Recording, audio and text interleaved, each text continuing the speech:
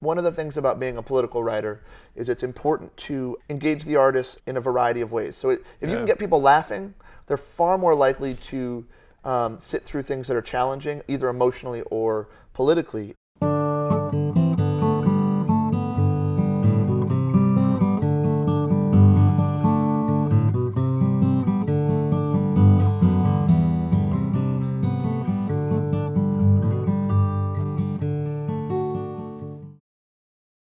One, two, three.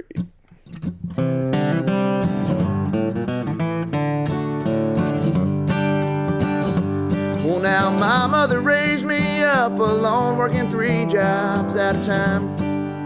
Never made enough each week to put away a dime. Well, now I don't want to hear about the wealthy's pain and woe. Well, now they ain't trickled nothing down to help the working poor. They talk about a trickle down. Well, but I ain't seen a drop, and they say they work the hardest for all the things they got. Well, but they don't know the pain to raise a failing Dust Bowl crop. Now I can't wait another day for help from those on top.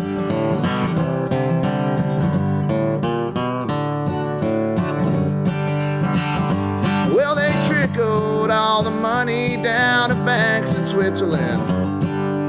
Trickled all our children to fat Afghanistan.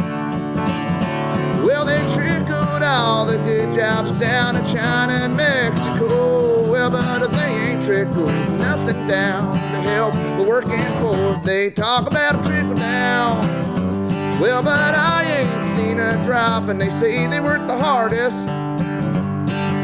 for all the things they got. Well, but they don't know a lifetime pushing around some dusty mountain. Well, now I can't wait another day for help from those on top.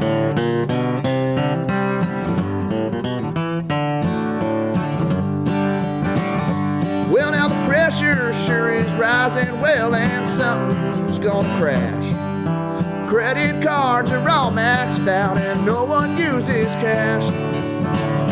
Well, now things had better change right quick, 'cause the bottom's gonna blow. Well, and they won't like what boils up from the starving poor. They talk about a trickle down.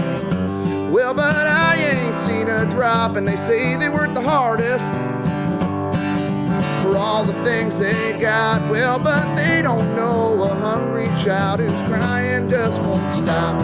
Well, now I can't wait another day for help from those on top. Well, now I can't wait another day for help from those on top.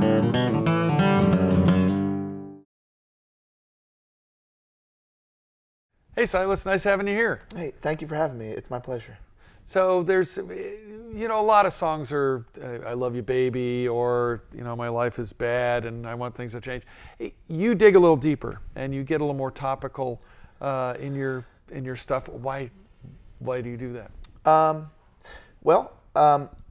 My first experience with professional artists was with the San Francisco Mime Troupe, which was a Bay Area theater company. They don't do mime, it's mimos, like the Greek term to mimic in song and theatrics. You're one of the few guys that knows that. Yeah, like I said, I grew up around them, and so not only did I get to see people who were working artists and what the conditions were like from a practical standpoint and how much energy and effort they put into it, but I saw what the seamless integration of politics and social commentary with art actually was. Yeah, because they have a very strong message they put out. Very strong, and it's brave and it's bold and it's brash. And for example, they had a show called Seeing Double that they took to Israel and Palestine during, I believe, the First Intifada. And so they went to Israel and Palestine, and they showed this, and it was critical of both sides. It was a play that bravely said, basically, y'all are more or less one people, that this is it was about a twin, or these two people who looked identical. They weren't related, but they looked identical, and they get switched. They switched anyways. And so I watched these people make incredibly brave, but incredibly effective and funny art. So it was lighthearted, and it was also powerful. And you bring that to your songwriting. I try to. I think it's important to be funny. I think it's important to be clever. And one of the things the left does poorly sometimes is subtlety. And a lot of folks, political songwriters historically, have put their message before music, so that there's an imbalance between what they're saying or how they're saying it and the landscape that they're setting it to. Oh, it's kind of, yeah, I'm thinking of preachy folk songs, and folk songs with too many words, the meter doesn't really match, but it's all about getting the message, almost like a poster for a political message.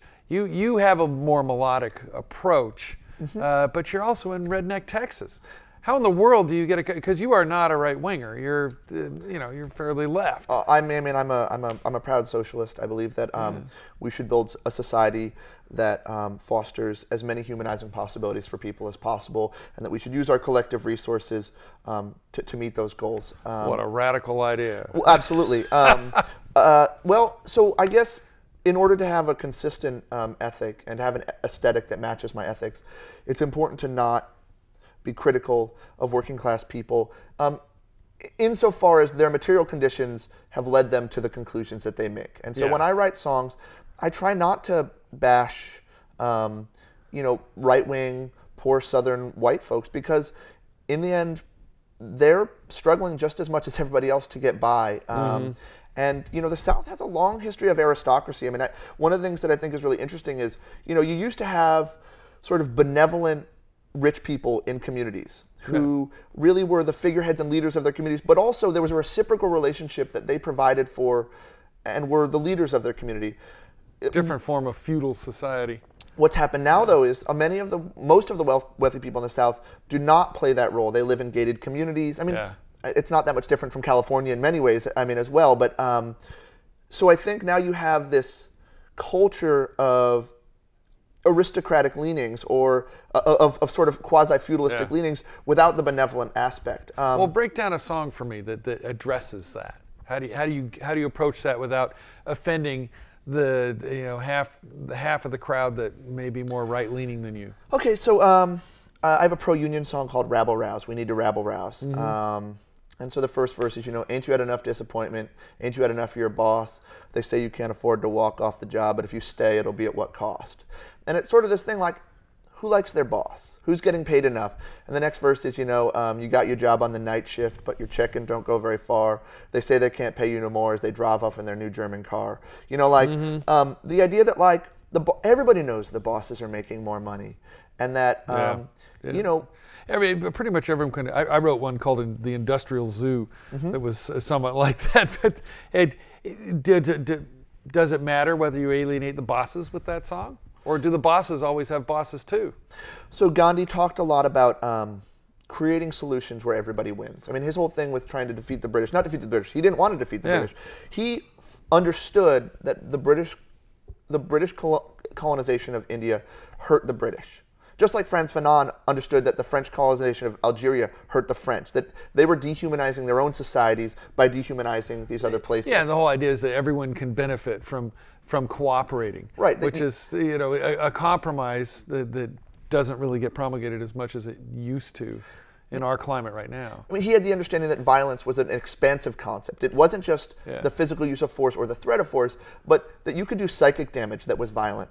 Well, how does this song end? The rabble-rousing song. How do you? So it goes. Well, if they ain't gonna treat us like equals, the owners and the bosses alike, 6 words of protest will ring through the air. It's time for a general strike. Go union, huh? It's union made, updated. And the unions have their problems too. And I think that I belong to a teacher union in a right-to-work state, and they supported a candidate very early on in the Democratic primaries that I don't necessarily endorse at this stage in the primaries, and that's a struggle for me. Well, when you sing this song, where do you sing this song? Can you sing it anywhere? I've sung my songs in Mississippi, in Alabama, in Louisiana, in Houston, in Dallas, in San Antonio, in Arizona. Do you ever get guys in cowboy hats swarm the stage and want to kick your ass? Nope. Nobody has ever. The worst that'll ever happen is somebody leaves. Yeah. And in the end, it's a bummer for me that people are more willing to disengage entirely than to hear something out. One of the things I've tried to do, though, is set music to bluegrass and country. So the landscape... It's almost a little deceptive if you're doing a left-leaning message in a country format. That's kind of an Americana technique. Well, it uses a familiar landscape. It uses a landscape that people are comfortable with. People who may disagree with me from a political standpoint, but it creates a place where they're comfortable, and I think it has the ability to potentially make them more open to a message that is not critical of them, but critical of a system that doesn't work for them. Well, how many songs do you write that are just straight old love songs, your typical kind of songs, or introspective about your own journey that doesn't have something to do with a political message? I would say 55-60%. Yeah. I don't really write a lot of love songs. I think that the language around love has been overutilized, and so the things that are comfortable and common, the things that would reflect how we actually speak, have been over-rhymed. That's an interesting way to put it. I tend to write, I tend to write more about. I like story songs quite a bit. Yeah. Stories with a message. Sometimes. In the end. Oddly enough, a lot of my stories. They're like stories that don't do anything. So I have a song about a preacher who's going up a mountain to help people and he dies. Or I have a song about a woman who moves to a city and then leaves. And they're actually, I feel like, really effective narratives because in life... There's a message in there. In life, things don't always end with a bang. They sort of sometimes just peter out. Sure. Yeah, or well, that and just that, addressing that topic alone reflects life.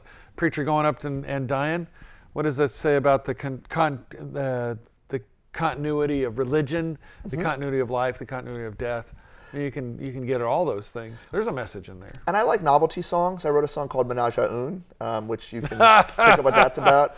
No, really. And I wrote a song about honesty and dating called All That I Can Give You Is a Mighty Good Time. So I like novelty songs. I think one of the things about being a political writer is it's important to engage the artist or the audience in a variety of ways. So if you can get people laughing, they're far more likely to sit through things that are challenging, either emotionally or politically. We had a thing at the Chronicle many years ago where one of the editors said, get them in the tent and then give them the serious stuff. So you have the goofy song about the chickens wearing clothes on the front page with the serious stuff, and everyone laughs, and then they read your analysis of Iraq. Exactly. Is that kind of what you're looking at? Absolutely. Well, Cy Khan is a great folk musician, and he, I was talking to him at Folk Alliance, which is the big folk conference, and he was basically saying, nobody wants to hear a 15-minute monologue about how you're drinking yourself to death and then hear a 7-minute long song about how you're drinking yourself to death. Like if you're going to do heavy material, if you're going to do political material, you want there to be levity. Now, I try and create banter around my songs. So, I wrote a song about Reaganomics called Trickle Down. Tell me that. Yeah. How does it start out? Well, I often introduce it as, here's a song about my favorite failed economic policy. It's right up there with, the czarist regime and the time I tried to have a credit card. Reagan's got a lot of fans. I bet you get some kind of reactions on that one, huh? I think people are just so confused about somebody writing a song about Reaganomics that by the time the song ends, so like the middle verse, it's got a great narrative. I think it's got a good narrative arc rather. It starts in the macro. I talk about kind of growing up as a poor kid of a single mom and what that's like, and then I talk about kind of the macro level application of Reaganomics and free trade. I mean, I think NAFTA in many ways and a lot of the free trade stuff. This laissez-faire global capitalism is all part and parcel of the same mentality. And then a call to action. So the middle verse is, they trickled all the money down to banks in Switzerland. They trickled all our children to fight Afghanistan. They trickled all the good jobs to banks to China and Mexico, but they ain't trickled nothing down to help the working poor. And then the last verse is well, the pressure sure is rising and something's going to crash. Credit cards are all maxed out and no one uses cash. Things had better change right quick because the bottom's going to blow and they won't like what boils up from the starving poor. You could sing that and it doesn't necessarily have to reference Reagan at all. Your Joe Schmo working at an auto shop for $7.25 an hour could probably relate to that as much as a lot of people. Well, the chorus is, they talk about a trickle down, but I ain't seen a drop. They say they work the hardest for all the things they got, but they don't know the pain to raise a failing Dust Bowl crop. And I can't wait another day for help from those on top.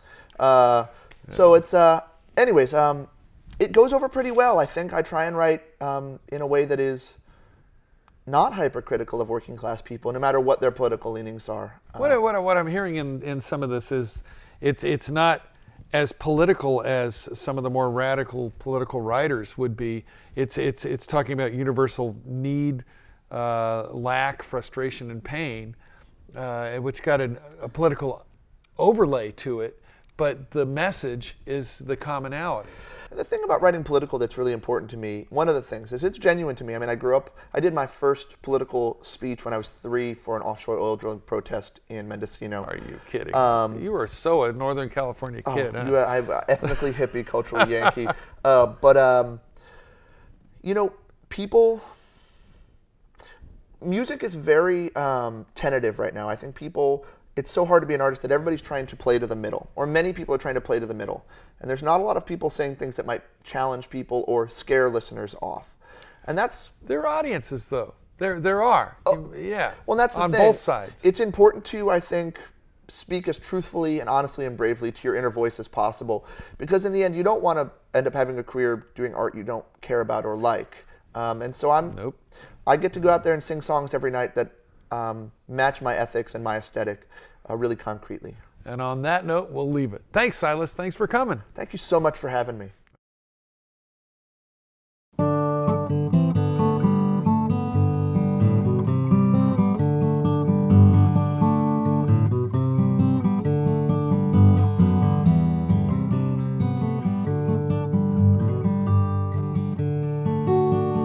I'm moving to Mars. Yeah, I think I'd like to try me out a life in the stars. My friends all say I need a place to air out my heart, so I'm moving to Mars. You know, this life has been crazy. Sometimes I think I'm not really here. Every time I turn around, another friend is going down, and I can't see her face for the tears. So I'm moving to Mars. Yeah, I think I'd like to try me out a life in the